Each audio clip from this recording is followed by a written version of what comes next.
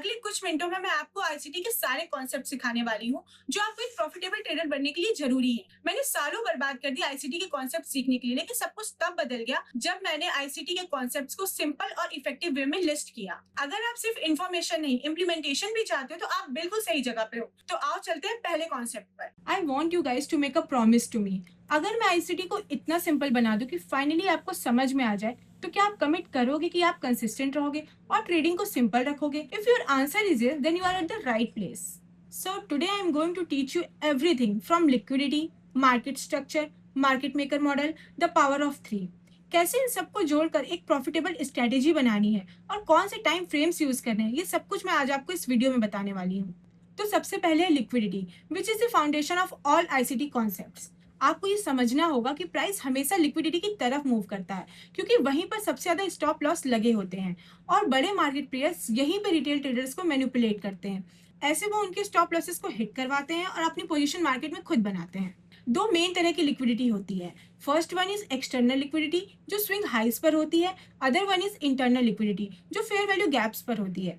If you don't know fair value gaps, तो ये बहुत सिंपल है। जब एक बड़ी कैंडल बनती है और उसके बाद वाली कैंडल की विक और पहले वाली कैंडल की विक के बीच में एक गैप छोड़ देता है, तो उस बीच के एरिया को हम फेयर वैल्यू गैप्स कहते हैं। Always remember that the price moves like a magnet from one liquidity pool to the next, so it goes from IRL to ERL।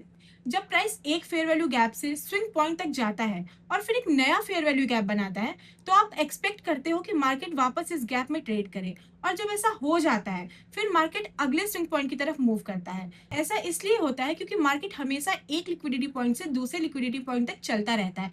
जैसा आप इस चार्ट में देख सकते हो, मार्केट इस हाई तक गया और ये पैटर्न बार बार रिपीट होता है क्योंकि मार्केट ऐसे ही काम करता है। लिक्विडिटी एक बहुत पावरफुल चीज है, लेकिन सिर्फ उसको समझना ये पहला स्टेप है।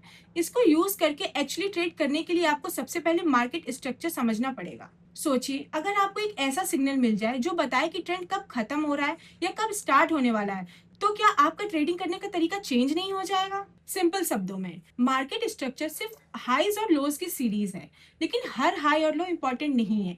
इसलिए हम मैनिपुलेशन और डिस्प्लेसमेंट का यूज करते हैं ताकि हम ये डिसाइड कर सके कि हर हाई लो पर ध्यान देना है। सबसे पहले समझो कि हाई या लो बनने की कंडीशंस क्या है। इस एग्जांपल में देखो, अगर कोई कैंडल बीच में सबसे नीचे वाली लो बनाती है और उसके दोनों साइड की कैंडल उससे ऊपर लो बनाती है, मतलब 3 कैंडल पैटर्न, तो बीच वाली कैंडल को हम वैलिड लो मानते हैं। और जो कैंडल बीच में है और उसके दोनों साइड की कैंडल उससे नीचे हाई बना रही हो, तो बीच वाली कैंडल को हम वैलिड हाई मानते हैं। अब हाईज और लोज पर क्या होता है, यही तुम्हें सब कुछ बताता है। यहाँ ध्यान दो, इन लोज के साथ क्या हो रहा है। देखो, प्राइस इनके नीचे क्लोज नहीं हो रहा है। ये रिवर्सल और भी पावरफुल हो जाता है जब मार्केट स्ट्रक्चर शिफ्ट आता है।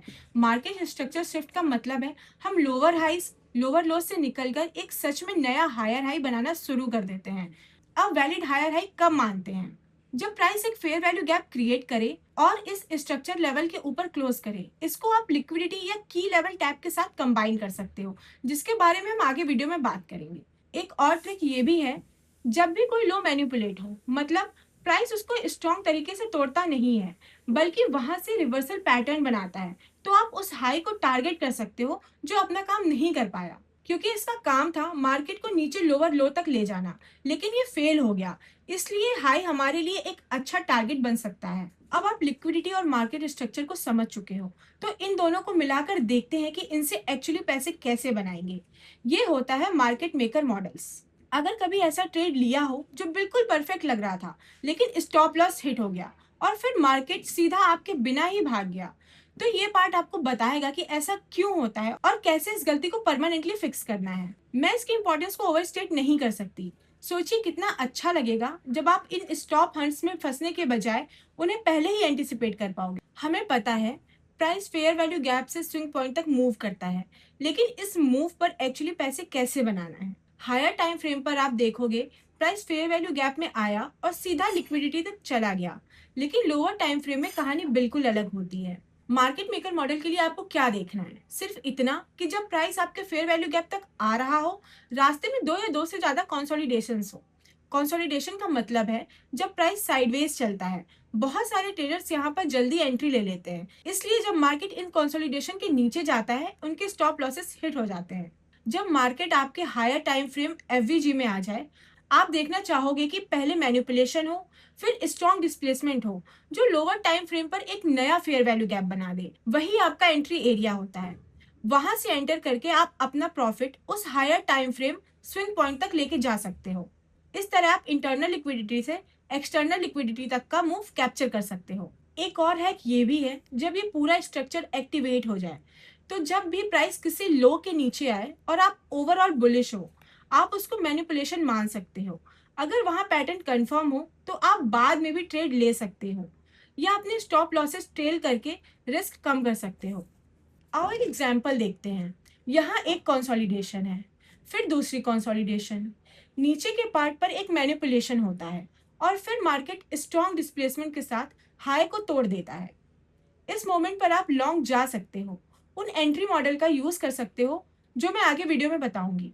और जब भी मार्केट किसी लो के नीचे डिप करे, आप इसे फेक आउट समझ सकते हो और एक्सपेक्ट कर सकते हो कि प्राइस ऊपर कंटिन्यू करेगा।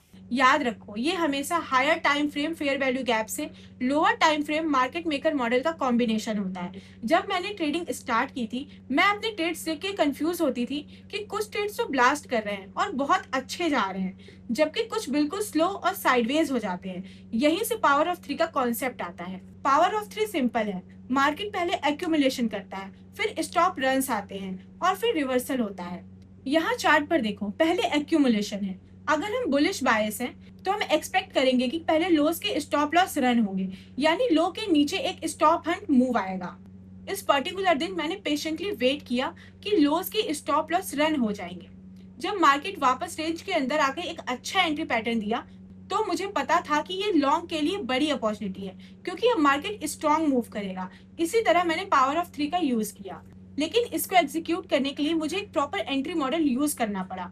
तो चलो अब एंट्री मॉडल पर चलते हैं। बिल्कुल ऑनेस्ट होकर बताऊं तो एंट्री मॉडल के बिना आज तक आपने जो कुछ भी सीखा है वो सिर्फ एक थ्योरी रह जाएगा। सो बताओ, अगर मैं आपको एक कंसिस्टेंट एंट्री सेटअप दे दूं, तो क्या आप वाकई उसको कंसिस्टेंटली फॉलो करोगे? मैं आपको 3 एंट्री मॉडल सिखाऊंगी, लेकिन उससे पहले एक रूल समझ लो। अगर कोई की लेवल टैप नहीं हुआ है तो ट्रेड नहीं लेना। इससे आप सिर्फ हाई प्रोबेबिलिटी सेटअप ट्रेड करोगे। अभी एग्जांपल देखो, प्राइस इस लिक्विडिटी लेवल तक आया, लेकिन मार्केट ने डिस्प्लेसमेंट नहीं दिखाया, यानी कोई फेयर वैल्यू गैप क्रिएट नहीं हुआ। सिर्फ इतना देखकर ही हम आइडिया लगा सकते हैं कि मार्केट शायद वापस उस हाई की तरफ जाएगा जो नया लोअर लो बनाने में फेल हो गया था। इस हाई को हम की लेवल मान सकते हैं, क्योंकि ये एक्सटर्नल रेंज लिक्विडिटी है। और अगर इस पूरी रेंज के बीच में कोई फेयर वैल्यू गैप नहीं है, तो इसका मतलब मार्केट एक लिक्विडिटी एरिया से सीधा दूसरे लिक्विडिटी एरिया तक जाना चाहेगा। एक और इम्पोर्टेंट पॉइंट ये है कि अभी हम एक बुलिश फेयर वैल्यू गैप के अंदर ट्रेड कर रहे हैं। तो जब मार्केट 2 की लेवल को टैप कर चुका है, जैसे यहाँ, तब हम लोअर टाइम फ्रेम पर जाकर एक प्रिसाइज एंट्री ढूंढ सकते हैं। पहला एंट्री मॉडल है इन्वर्टेड फेयर वैल्यू गैप। जब मार्केट हायर टाइम फ्रेम के की लेवल को हिट कर ले, जैसे यहाँ पे, आप देखना चाहोगे कि प्राइस नीचे आते हुए छोटे टाइम फ्रेम पर कैसे फेयर वैल्यू गैप बना रहा है। यहाँ देखो, एक फेयर वैल्यू गैप था, फिर क्या हुआ? मार्केट ने एक कैंडल उस गैप के थ्रू क्लोज कर दी। ये दिखाता है कि मार्केट बुलिश रिएक्ट कर रहा है, क्योंकि अगर मार्केट बेरिश होता तो ये क्लोज ऐसे नहीं होता। अगर मार्केट की लेवल पर ऐसे बुलिश साइन दिखाता है, तो हाई प्रोबेबिलिटी है कि प्राइस ऊपर जाएगा, जैसे ये कैंडल क्लोज हुई है। आप यहाँ एंट्री कर सकते हो, स्टॉप लॉस रिसेंट लो के नीचे रख सकते हो और टारगेट ऊपर वाले हाई लिक्विडिटी एरिया पर। ध्यान रखो कि हर सेटअप पर कम से कम 2:1 रिस्क रिवॉर्ड मिल रहा हो। एंड जब आप की लेवल को एक एंट्री मॉडल के साथ पेयर करते हो, तब आपको कॉन्फिडेंस मिलता है कि ट्रेड आपकी डायरेक्शन में जाएगा। एग्जैक्टली जैसे हम यहाँ देख सकते हैं। जैसे यहाँ 2 और टाइप के एंट्री मॉडल्स भी फॉर्म हुए थे, और पहला जिसके बारे में हम बात करेंगे वो है change in the state of delivery. So मान लो आपने वो पहला ट्रेड एंट्री मिस कर दिया।